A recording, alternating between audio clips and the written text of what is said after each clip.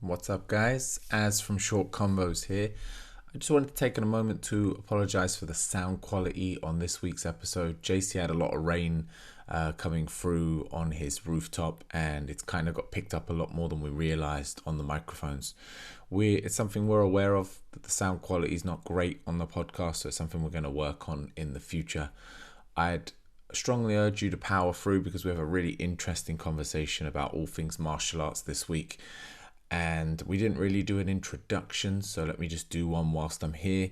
We're both martial art instructors from the UK, and although Short Combos is more of a personal development / friends sharing podcast, we every now and then do a martial arts special, and we discuss some of the finer points. So hope you enjoy the episode. Again, apologies that the audio's not all it's cracked up to be, but I think the conversation makes up for the poor audio quality. Enjoy. Welcome, everyone. Episode 58 of the Short Combos podcast, and it is a martial arts special. Martial arts special. Put some sound. Yo, dude. Yeah. How are you doing? How are we going to start this martial arts special? When was the last one? It's a few episodes back. I didn't look. It's quite a while back. I didn't look on the archive to see exactly when it was, but it was. I think it was at a landmark. I think we did it at something like 25 or 50, 24 it might have been. We might have done it on 24. Yeah. But yeah, it was a fair while ago. It was. Well, we can get started anywhere you like. I had an idea for a segment, unless you had somewhere you wanted to begin. No, I've got a few things that I would like to talk about, but no, go for it. As if you've got a segment, let's crack the segment. So I've recently been enjoying something called Reddit. I don't know if you've ever explored Reddit or heard of Reddit before. Familiar with Reddit? I can't have no enlighten me and any other listeners that might be. Most people have heard of like an internet forum. Reddit is like a collection of internet forums. So if you wanted to discuss a particular topic, such as martial arts, there's like a whole room of discussion where people who enjoy that kind of stuff can go and discuss that kind of stuff with like-minded people. Right. It's basically Reddit, like a little not room. As in the not as in color, as in yellow, orange, green. Reddit, as in READ. Reddit. Reddit, as in REDDIT, as in its own little word that I'm not quite sure what it means or where it comes from. But that's the website's name. And I've recently been enjoying it because you can go into you can go to a kickboxing Reddit and just talk kickboxing, Muay Thai, MMA, whatever your cup of tea is, you can find one. Anyway, part of this is you see a bunch of the same questions get asked again and again. And what I thought I would do, just to make it interesting, I want to play devil's advocate and ask or make some of these statements that get made in particular in the karate and in the traditional martial arts Reddit and get your responses to them as someone who teaches and takes part in such things. How's that sound? Yes, fine. It sounds good to me. Awesome. Let's fire away. These are super common. These are asked in there all the time, or they're stated. Like you can put a little paragraph and have a little rant, I guess. But this is the most common one. Katas are BS. They're a waste of time. Why does anyone continue to teach or to learn kata?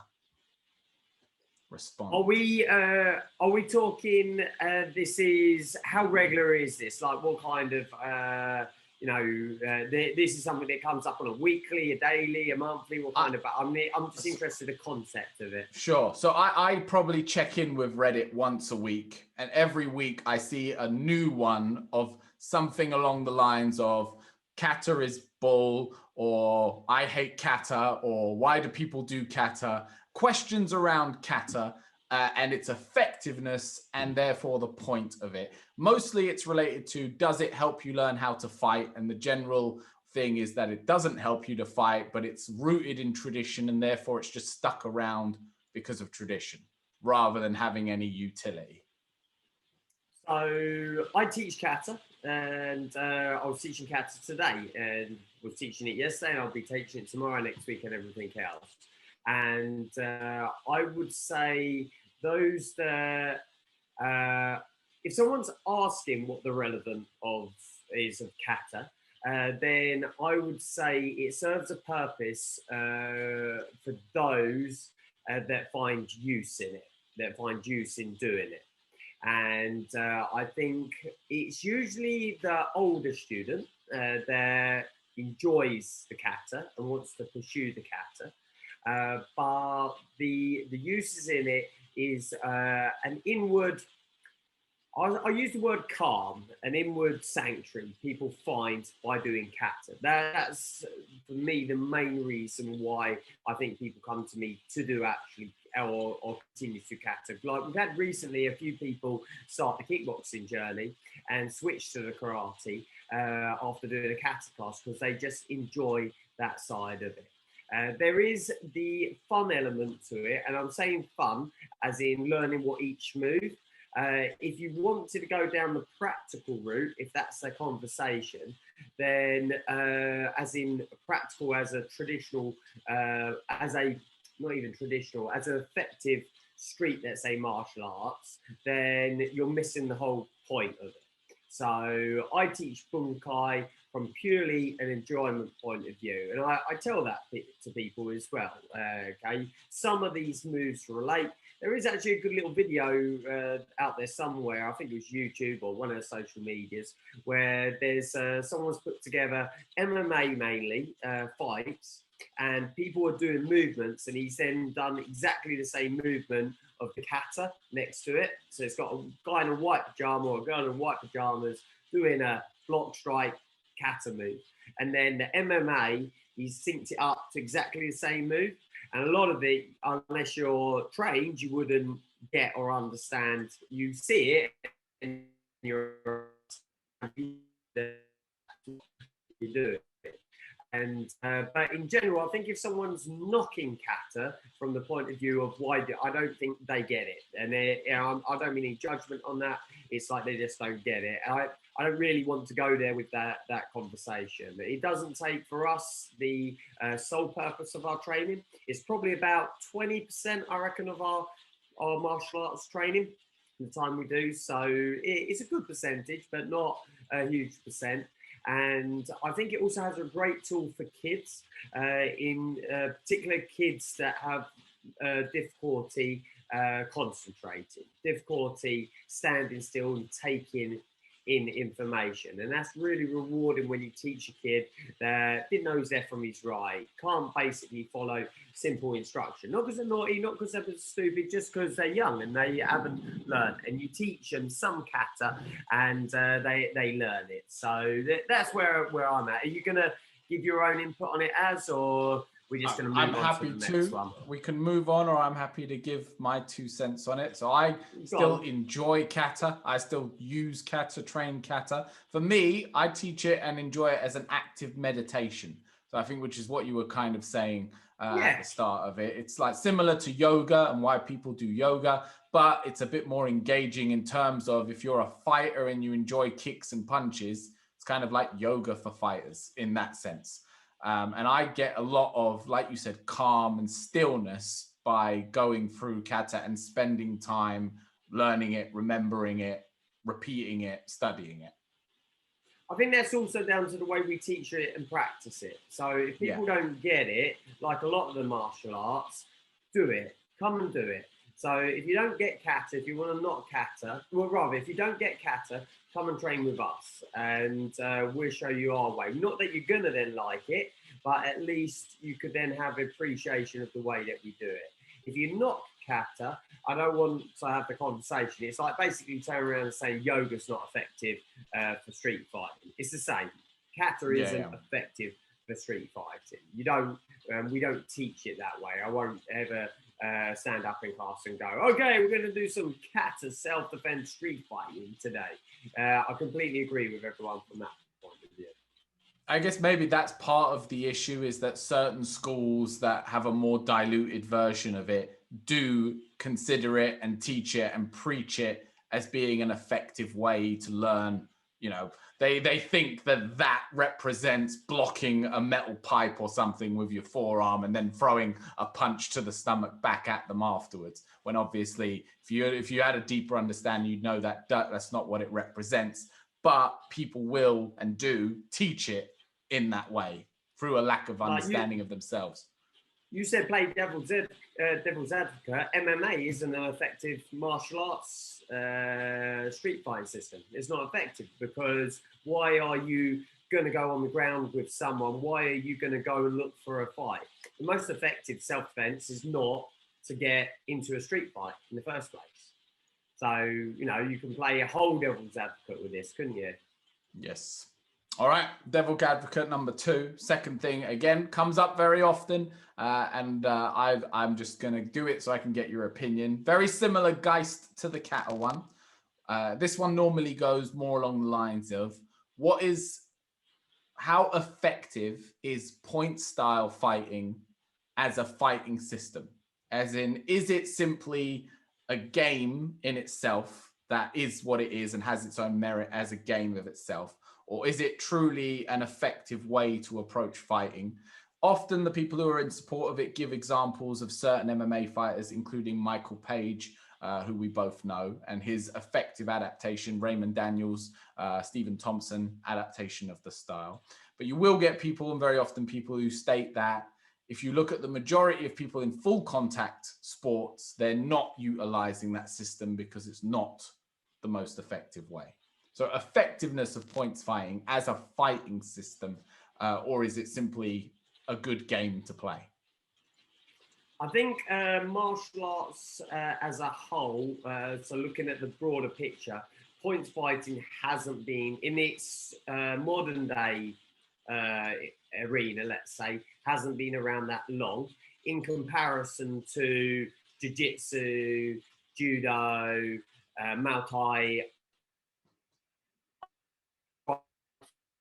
and MMA arts have that have become what is MMA. So I think a lot of people don't know what points fighting is. That's a straight up. I don't think a lot of people know what it is, and it's not.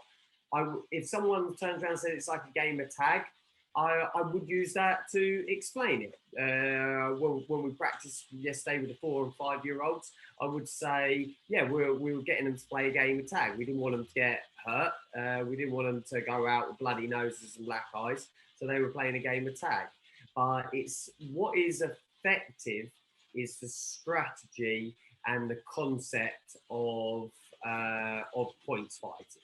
Now, I could go on for hours about this, but I could talk you through a pyramid of technical to movement to putting those together to create timing. I could talk you through situation, if someone was kicking you, if you were in the corner, if you were down on points, up on points, last 10 seconds of the fight, into the rhythm of the fight, which I can break down with video analysis, literally slow-moing things that are happening in a fight. James, one of our junior instructors, he was watching a MMA fight at the weekend, the top bill. I don't follow the MMA big, so I can't give names. He said the guy was basically just setting him up. He's layering his fighting. At the start of the fight, he was setting him up with this, hitting him with that, and then he was what we use as terminology, baiting him. And James was able to break the fight down and explain it in a real, somewhat, you could say, sports scientific approach. And I don't think many other disciplines of arts can do that as well as points fighters can. So they might not be the strongest striker. They might be a little bit wet and flimsy with what they do, but there's a knowledge, there's an understanding there is very effective with when applied right, like the Raymond Daniels, the Thompsons, the Pages, and such like. So again, it all goes back to, I suppose, why UFC originally started. Is jiu-jitsu better than judo? Is boxing better than karate? They put the guys together and then it's amalgamated this whole thing. So taking a point fighter off the Irish Open and putting them into a cage it's going to have its limitations. But likewise, if you took someone out the cage and put them in the framework of the Irish Open point fighting, they'd get blasted, and everyone would be like, "Oh, look at them! They got their ass worked." It's a framework, and how you use it, I think, is what the conversation is more helpful for. Yeah. Yeah, I think that's a great way to put it. I think that makes a lot of sense. In my understanding, when I look at these conversations that they have, the main critique of it is the lack of damage.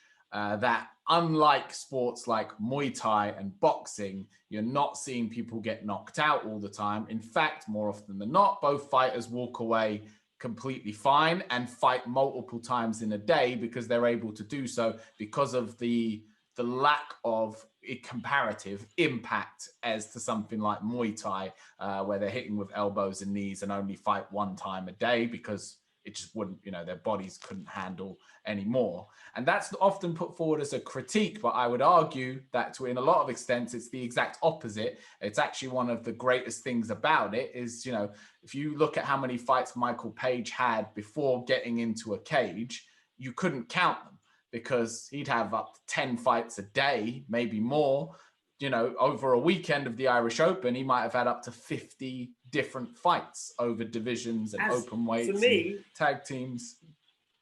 That's what's so exciting about it. Yeah. I can spar with my 6-year-old daughter, and I don't have to change the rules.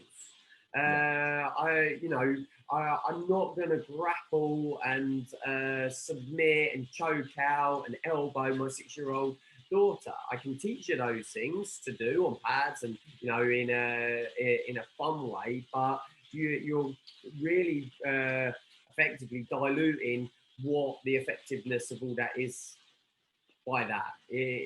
That's right. So that's where I think the beauty of the points is. But continue. Yeah. No, I think that's the thing is I think it's more like what you said. It's a lack of understanding rather than a dismissal. It's just you don't understand it for what it is, and therefore the easiest thing to do is just dismiss it and say that it's ineffective. And I think it depends on what you mean by effective, right? Because if we're talking about fight to the death situation, then all right, fine. Points fighting is not the best system for teaching you how to fight to the death. But who's doing that anymore? Why is anyone in in a first world country like the UK training to fight to the death? It's just that seems like a ridiculous thing to do these days, to try and train to kill when we live in a modern society where that's not necessary and hopefully will never be necessary again. Why is that the thing at which that you measure everything else is the ability to cause maximum damage / death, as opposed to what is the most dynamic sport, what is the most fun sport, what is the most interesting, in which case I think points has a lot of merit. I don't know if this is relevant or not, but what's better, as motorbike racing or Formula One racing? Oh God, I actually find that question hard to answer. I would say motorbike racing. No, but which one's faster, as? Oh. But which one's most effective, as? Which one's the most efficient, as?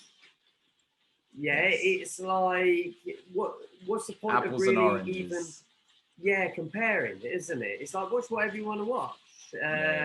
I'm sure the F1, I know for sure because they do, don't they? They chop and change to every now and then to try it out, to learn a better technique. It's all about harmony, I think, not clashing all the time. Yes, I think I think people find it easier to clash than to try to look for the common ground. It's easier to point out the differences than to look for what we have in common. I don't know if that's human nature, but we tend to look for what's different and attack that as opposed to look for what we have in common and celebrate that. I think that needs to become the new default setting. Like we're pro point fighting, as in we teach point fighting, we compete in point fighting, we like point fighting, and I won't knock any other. I've kind of lost the thread of what I was going to say now. Carry on now. I'll come back to it in a minute. I can't remember what I was going to say. We wouldn't knock another discipline and never have done. So we would never knock Muay Thai or knock K1. We would celebrate them as much as we would celebrate that which we practice and take part in. Yeah. It's just not our choice to roll around on the floor and get sweaty and choke each other out. It's just, not the way I play. No, there was something else I was going to say, but no, it might come back. It will come back. Right, they're the two main, I guess, where people argue online, if anything. Opinion pieces, so people that ask these opinions. Oh, excuse me, I've got it now. It now. He's back. Yeah, it's come back. You know when you go off of the thread and then suddenly shit, I've got it. What? I wonder if because we're pro point fights. Is what I was going to say. So we're not defending point fighting. I think we're having a conversation about the relevance of point fighting, because you said this conversation happens out there. So maybe if we had a all go pro other discipline, is the knocking others, could it be an insecurity about your own? That I don't know. I mean, I'm sure for some people it is. I don't know if that is their intention. I think it certainly is to reinforce your own, whether it comes from an insecurity. But if you love your own, then you'll kind of piss on anything that's not your own to rise yours up. I think that's certainly probably part of it. Yeah. I think the other thing is with points fighting, and Brazilian Jiu-Jitsu suffers from a similar thing. It's not necessarily the most spectator-friendly sport as a casual. If you don't understand what you're looking at, points fighting can look like a game of tag and two people dancing around on a mat. Brazilian Jiu-Jitsu can look like two people rolling around and hugging on the floor. So if you don't know what you're looking at as a casual observer who's, you're flicking through TV and you put it on, you might look at that and say, what is this? Whereas boxing, for example, is, as a casual, you understand what you're looking at. Oh, he's being hit in the head. He's not being hit in the head. He's doing a better job. But I think that's a part of the issue. Jiu-Jitsu's kind of come up because of things like the UFC has given it a bit more notoriety, whereas points hasn't reached that stage of infamy. Like you said, very young sport, relatively speaking, hasn't received that level of exposure. So I think when casual people see it, they presume that it's just two people flicking each other. Yeah, for sure. There we go. Common thing that comes up, knife defense and gun defense. Should you teach them? Are they good to learn? Are they effective? Or is it more dangerous to give people a false sense of confidence when none of it really works? If it does. Oh, okay, yeah, that's an interesting one. I don't teach any beginners or anyone that new knife or gun defense. So every now and then on our advanced courses, or if we're doing, say, a self-defense specific course, bring out the rubber knives, and we do a bit of knife self-defense. But by this time, people, the students that are training, have a great understanding of how I teach, the way I teach, and the way I address things. And I always start it with, we are doing this for a bit of alternative learning, this is a way of, some people teach martial arts and everything else. And I go down a long line of, if ever someone pulled a knife, make space, pick up a chair, pick up a stick, hit them with that, throw it and run away. I never teach it, and I tell them, don't now go out looking for trouble and everything else. So I think it's wrong to teach it in the wrong context. So for instance, you had a group of young teenagers, first time training, and you taught them. Should it be taught? I think only if it's taught with certain guidelines surrounding it and understanding. Gun defense, yay or nay? I don't really teach it. I just teach one little thing, but I don't see there's any relevance, especially in our country, to gun defence. I would say the only time I have taught some gun knife defence was to special forces. Well, a lot of them have their own way anyway, but security or those that work in an environment where they're likely or more likely to come across it. Yeah, but as a casual person learning martial arts, you wouldn't encourage the idea of teaching the general public how to disarm someone with a gun. No. Yeah, in agreement there. In agreement. Yeah. What's the general chat that comes up on about this? What's general thread or argument? Generally, you read a very similar thing that most people think it's BS. And again, a lot of this comes from a really good Instagram channel for a follow is McDojo Life. I don't know if you've heard of these guys, but they basically expose bullshido martial artists, people who are teaching utter rubbish. And it's kind of amplified recently because so many people are doing online courses to try and make a bit of money. So you can find an online course on street defense, knife defense, gun defense, and you get these mad instructional videos of people teaching you to like put one finger on the barrel of a gun and move it across, and use your hat to defend yourself, and yeah. And again, it's when you think of casual people who are stumbling across this stuff, that's what they see, and they go, well, that's a load of crap. And it's like, yeah, it is. You're not wrong. But that's not necessarily the whole world of it. But the stuff that's really worth learning, you're not going to find it online, on YouTube. It's not going to be something that people just put out there. It's a very small minority of people who even know it. And these people are, like you said, special forces or working with special forces. They're not out making instructional DVDs. They're the three that always, I just see them all the time, and I'm always interested to see what the conversation is because it tends to repeat itself over and over. I will swing it to you because you said you had a few things you wanted to bring to the convo. Yeah, I did. I wanted to bring it in a context of martial arts because obviously it's the martial arts episode, and we have. I was trying to think what we spoke about last time. I think we got more traditional, didn't we? Last time about the arts and the martial arts. I've got two angles with this, and I've written it down as it's not a popularity contest, and I've fallen into this trap before in the past, and it's I wouldn't say I do my marketing now. Yes, we do posts about how good we are, how good our students are, and everything else. But I think it's not a constructive way to deliver yourself as a martial artist, or that to make it just a popularity contest about how popular you are. Am I making sense with that? You are, but please expand.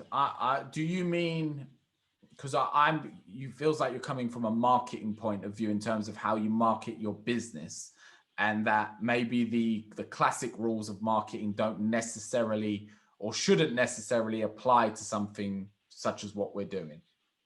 I'm blanketing martial arts in general, martial artists in general, where, for instance, some people, they go to Mickey Mouse World Championships because anyone that's not in the world of arts, kickboxing, take for instance, there are ABC 1, 2, 3, hundreds of different martial arts kickboxing world championships. Wacko is the only one. It's the only one Olympic recognised now as well. So hats off to Wacko for that recent success.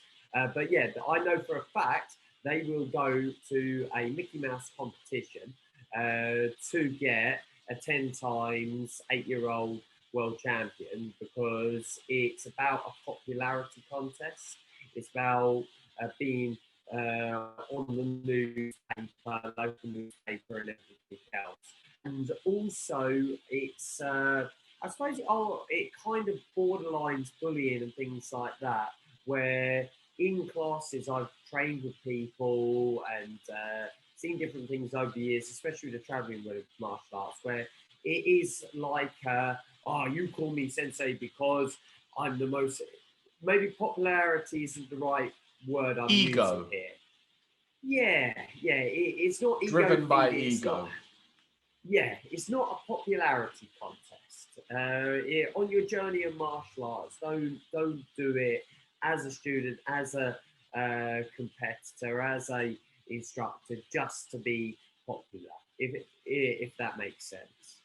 Yeah, there's a lot of pressure, which is a big thing, right? There's pressure to. It's not good enough now to just be a martial artist. You have to be a black belt for anyone to care. It's now not good enough to be a black belt anymore. You have to be a world champion for anyone to care. It's now not good enough to be a world champion, because if you're not a world champion in the right place, nobody cares. So I think that's a big part of the pressure, right? Is if you can't win in the big leagues, you're going to go somewhere else where you can rack up the wins. You can get the gold belt, you can get the trophy, you can stand on the podium, and you can feel like a winner. And I think that's what everyone kind of chases. And well, I don't know, I guess that's the question, right? Is it a good or a bad thing that everyone can be a world champion?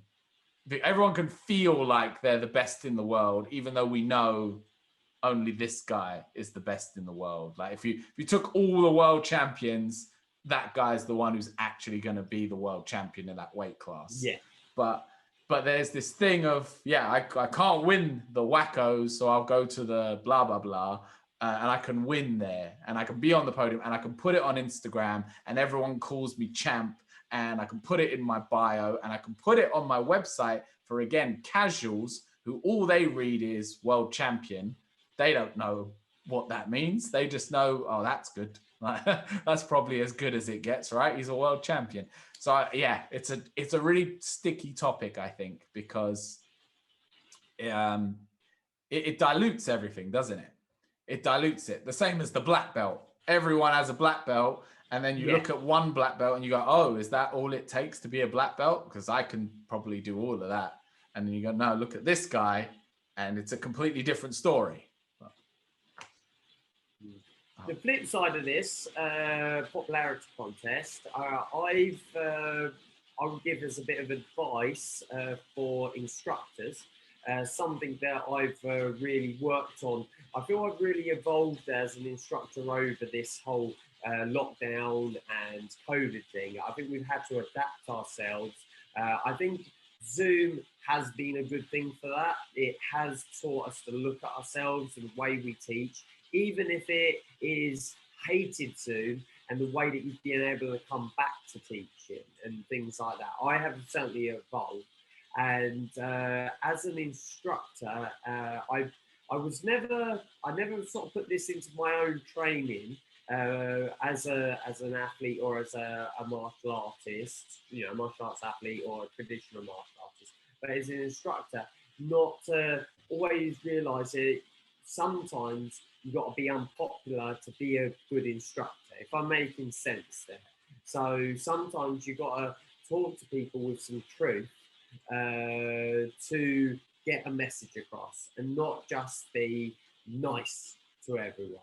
And I've had it in a few occasions, like last week, for instance. I've got two cousins training, and one cousin is definitely doing the red belt next month. And I've said to the other cousin who started after them, if you can pick yourself up, I'll let you do your red belt too. And the mum of the first cousin has turned around at the end of the lesson and said, that's just not fair. That's not fair. My kid, because there's a bit of like the brother and sister of the parents of the cousins don't, meet eye to eye all the time. So it's not fair that they can catch up with my kid. It's not fair that you're letting them do that. And in the past, I think one would have dampened it a little bit different and tried not to sort of. And I just said to her, I said, no, you're completely wrong. I said, that is not healthy to be comparing the kids together like that.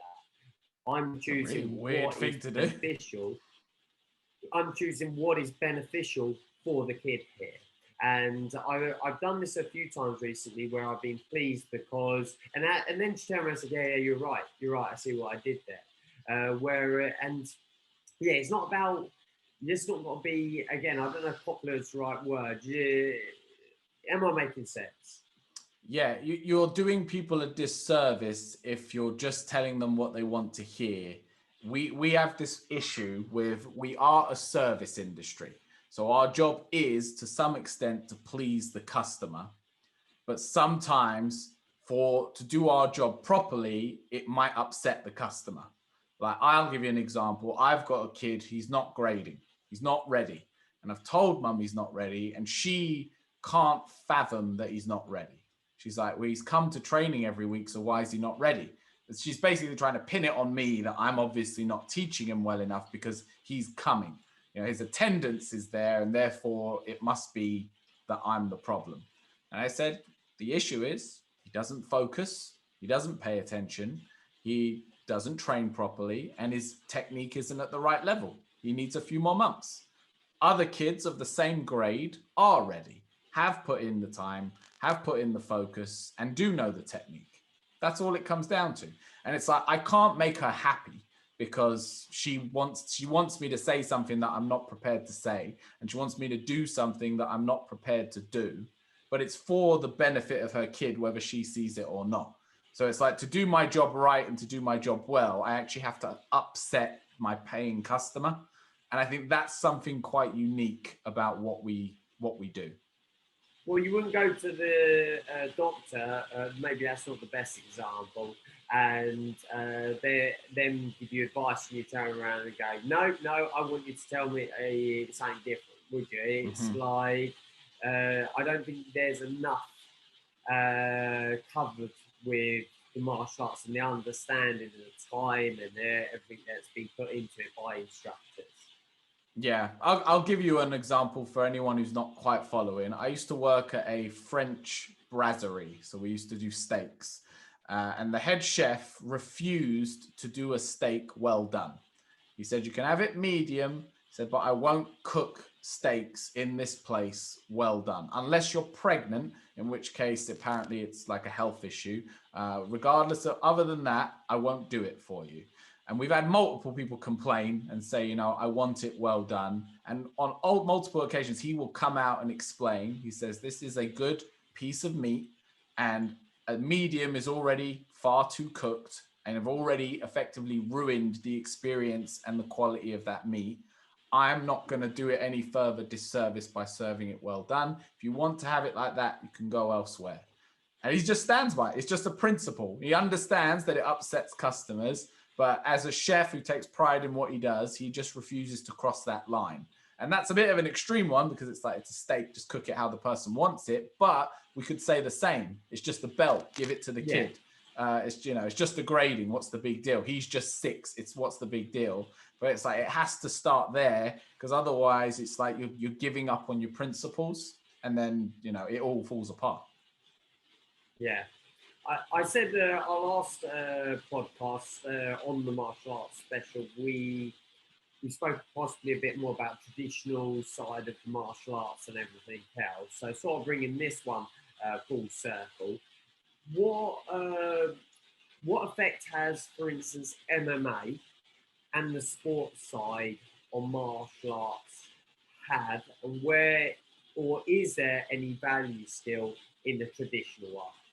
So I reckon you could go back to the 80s, and most, I don't know, I don't have the stats here, but I'm just guessing that you might want to correct us as, but I'm guessing if you went back to the 80s, most people were training a traditional martial art. By that, I mean your martial art that you can trace back to Karate Japan, Taekwondo Korea, Kung Fu China.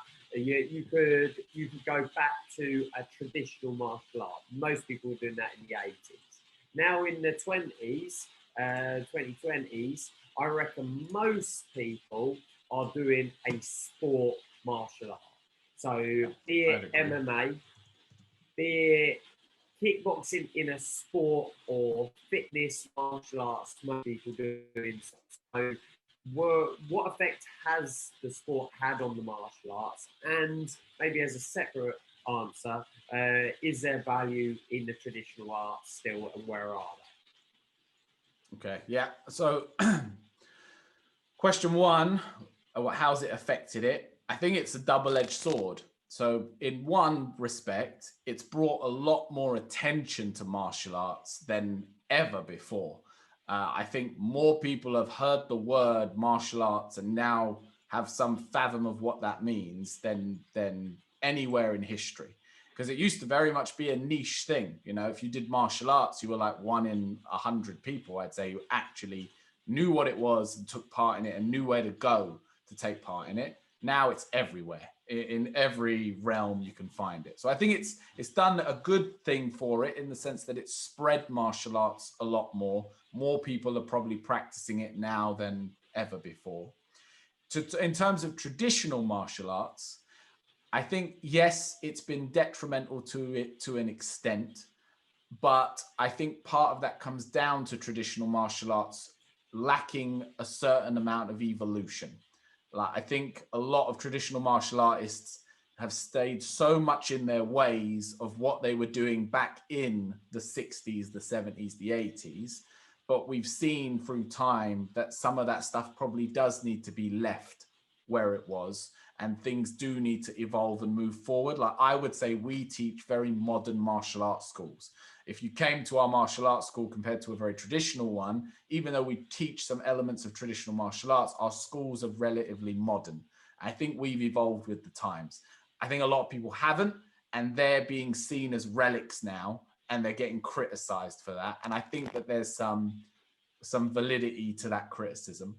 I also think not everyone is trying to be a UFC fighter. Not everyone is trying to be a competitive, get hit in the head kind of person. And if you're not interested in getting hit in the head, it doesn't mean you can't enjoy the benefits of martial arts, increased health, flexibility, mental well-being, exercise, community, team, being part of a team. All of that you can still benefit from by doing a traditional martial art without getting hit in the head, without sustaining any injuries. And I don't think there's anything wrong with that either. We're not all meathead fighters at the end of the day. You spoke earlier about, points fighting so that the kids can go to school the next day without black eyes. But it's the same for people who work full time. They can't be going into work like Fight Club, all busted and bruting up each day. They need to be able to function the next day, take the kids to school, go to work. And you can't do that with broken arms and broken noses and being all busted up all the time. So I think traditional martial arts has its place. The biggest issue is anyone who can't differentiate.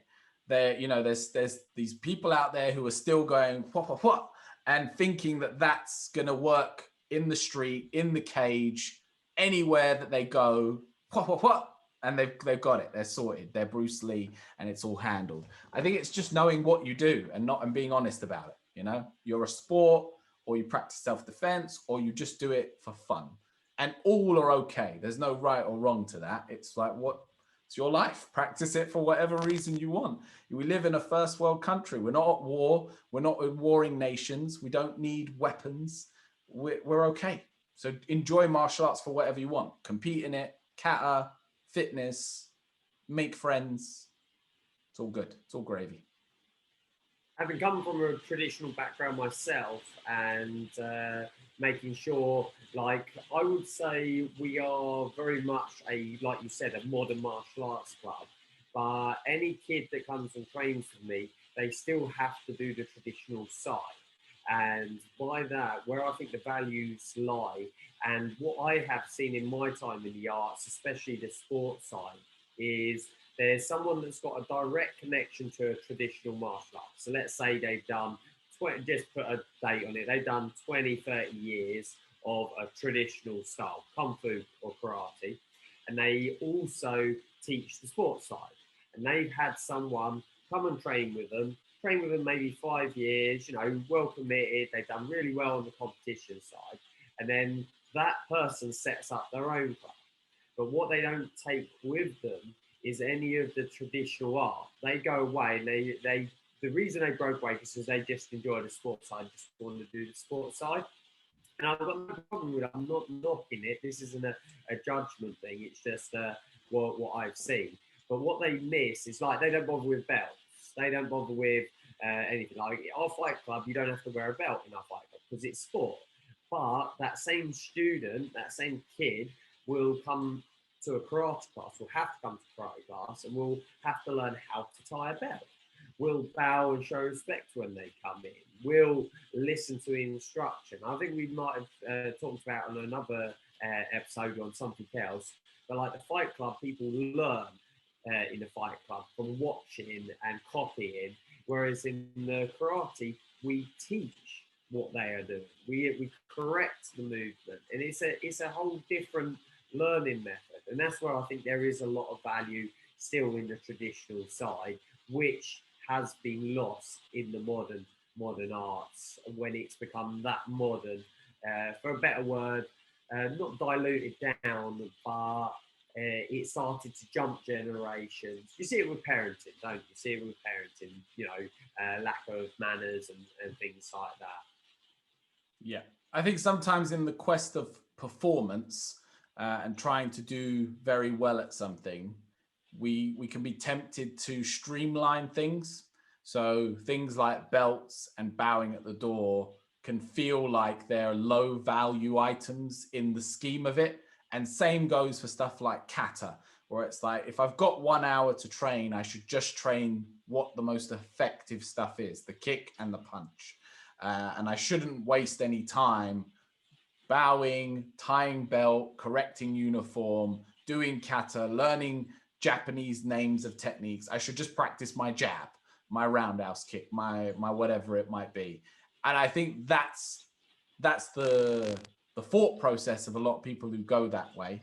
I think what they miss is the long-term benefits of the slow growth and of maintaining those standards throughout, regardless, even though you know that maybe it does slow down the progress a bit, but you're instilling stuff in people that's a lot bigger than kicks and punches. I think the traditional arts, because I love the sports side and everything else. I think the traditional arts give longevity to a martial artist as well. I don't think the sports side, the people that are looking for the street fight, for the everything else, I don't think there's always a longevity to the becoming a world champion, becoming everything else, unless you then go down the route of coaching and that side of it. But where I think the real harmony, the real beauty comes is from the harmony of it all, the yin and yang of it all. So, for instance, we were doing our Fight Club film last week, so we're watching fights, and it was just one of the Italian ones that they've had recently. And we're watching the ladies open weight, and we're breaking it down. We're talking about what they're doing, what they could be doing better, and we were scrutinising it quite a bit, quite heavily actually, because it was quite basic. The level of what they were fighting, there was a lot of kind of rookie errors and things that someone was doing that was simple but effective, where the other side, because it was the open weight final, and I turned to one of our top girls, turned to Carla, and I said, "Oh, what do you make of watching that?" And she's like, "Yeah, I get everything you're saying, I understand and everything." I said, "What do you have as an opinion in your mind to fight them?" And she was like, "I don't quite get you." And I turned to James Andy, who's in the room, and I said, "Tell me if I'm wrong, but I think Carla could compete at about her third of her potential against these girls, and like beat them easy, beat it 10 clear and beat them easy with a third of her percent."